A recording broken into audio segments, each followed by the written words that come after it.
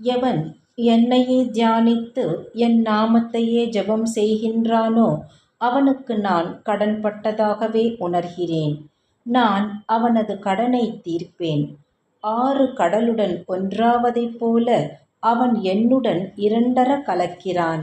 அதனால் தற்பெருமையையும் அகங்காரத்தையும் ஒழித்து சிறிதளவும் அவற்றின் அடையாளம் தெரியாதபடி என்னிடம் உங்களை பரிபூரணமாக அர்ப்பணிப்பீர்களாக.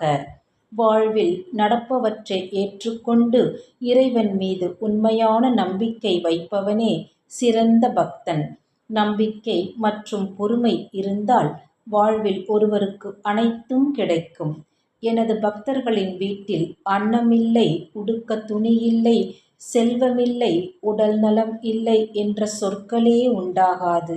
என் பக்தர்களை எல்லாவித சௌபாக்கியங்களும் நிறைந்தவர்களாக நான் செய்கிறேன். கல்லறைக்குள் இருந்தாலும் நான் உயிரோடும் சக்தியோடும் இருப்பேன். நீ எங்கு இருந்தாலும் என்னை தியானித்தால் உன்னுடன் இருப்பேன். குழந்தைகளே, கவலைப்படாதீர்கள்.